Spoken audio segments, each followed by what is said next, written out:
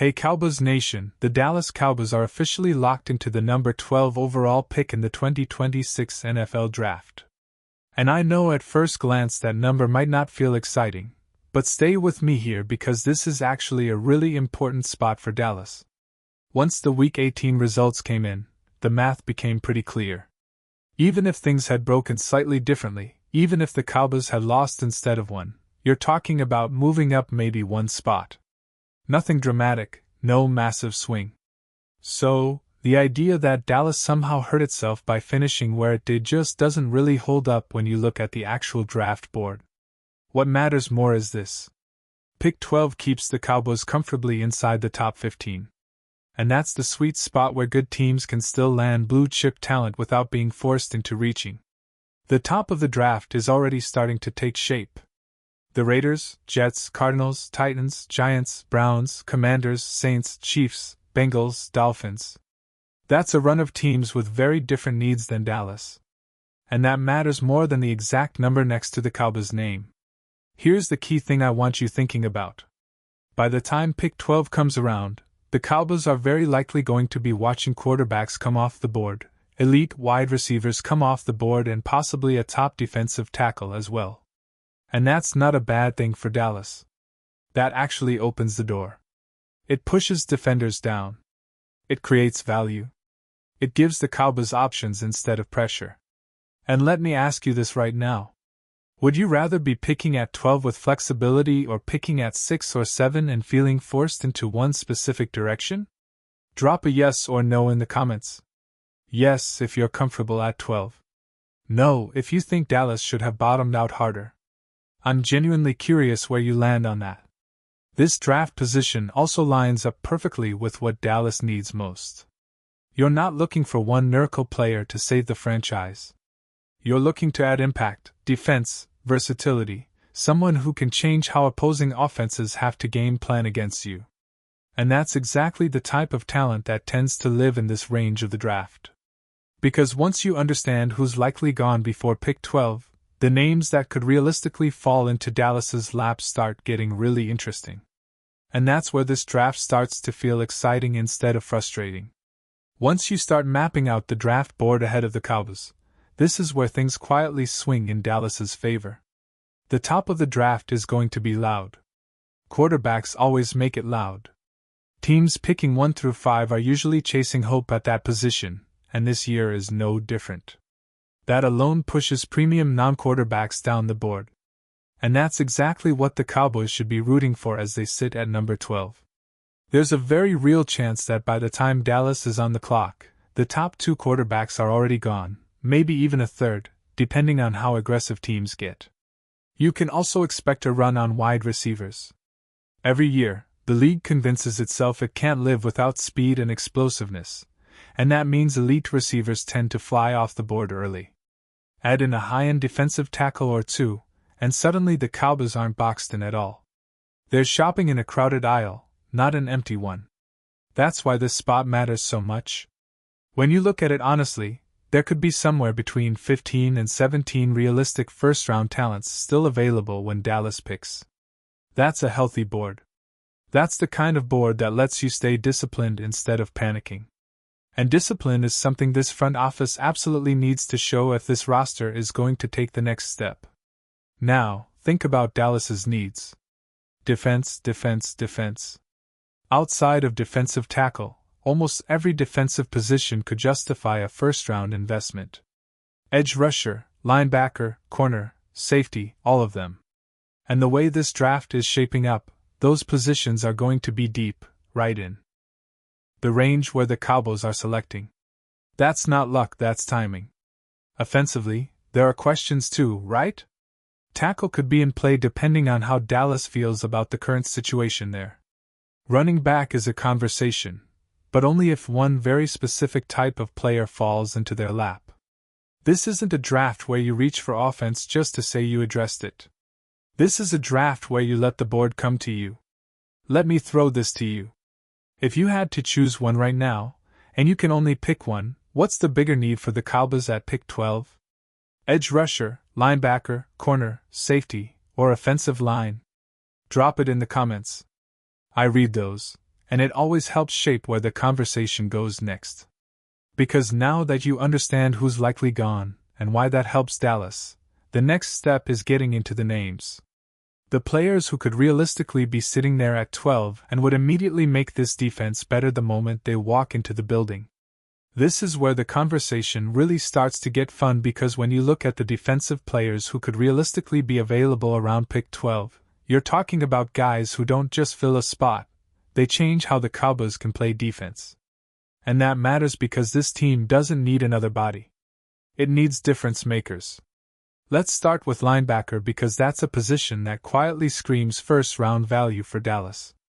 If a versatile, modern linebacker is there, someone who can blitz, cover, and stay on the field for all 3 downs, that's a player you don't overthink. That's the kind of defender offenses have to account for on every snap.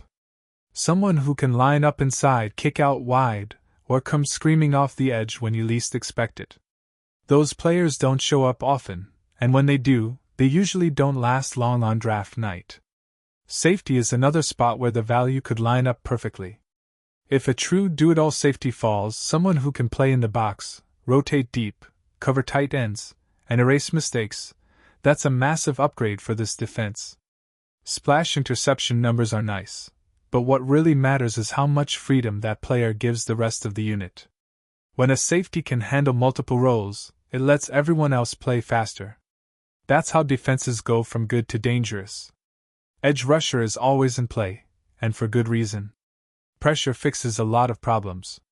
Even if the arm length isn't perfect, even if the box score doesn't always pop, give me the guy who consistently wins, creates chaos, and forces quarterbacks off their spot. Stunts, effort, timing, feel for the game. Those traits translate. And if you can add another pass rusher who offenses have to respect, suddenly protection schemes get stressed and mistakes start happening.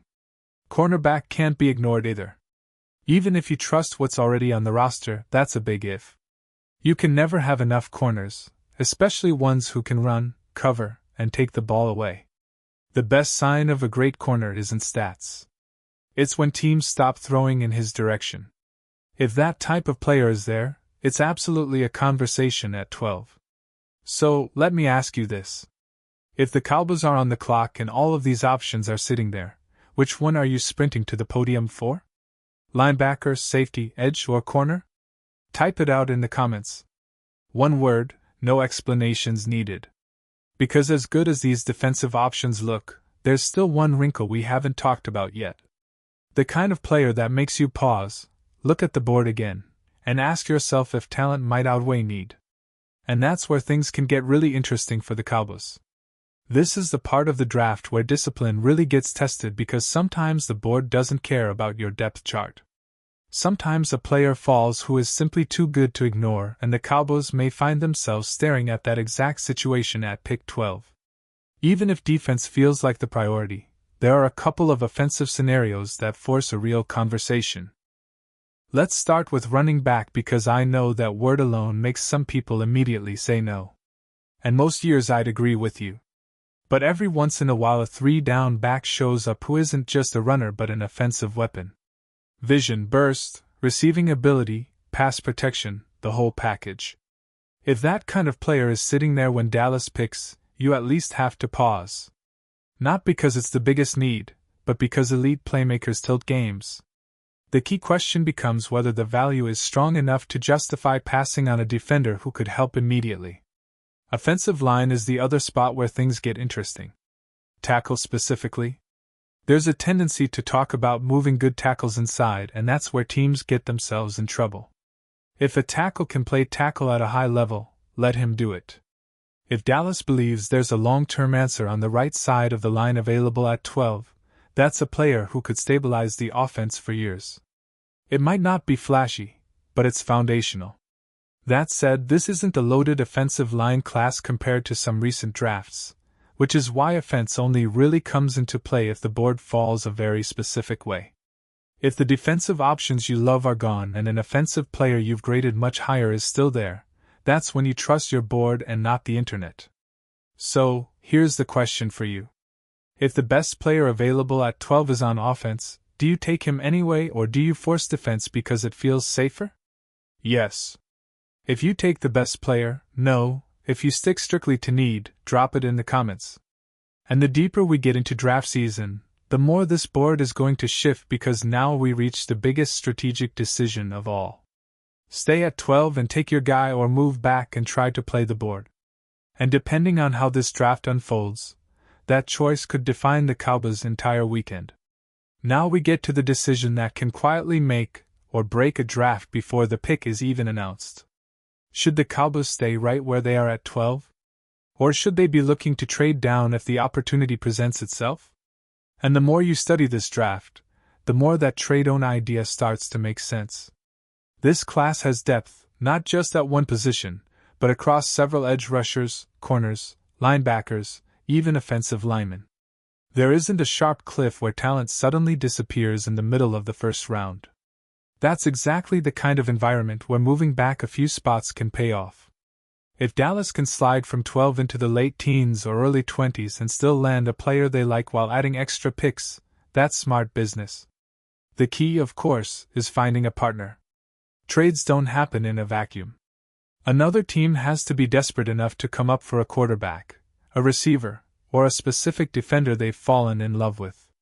And if that call comes in, the Cowboys have to be ready. Not just with a general idea, but with names circled on the board. Players they know will still be there if they move back.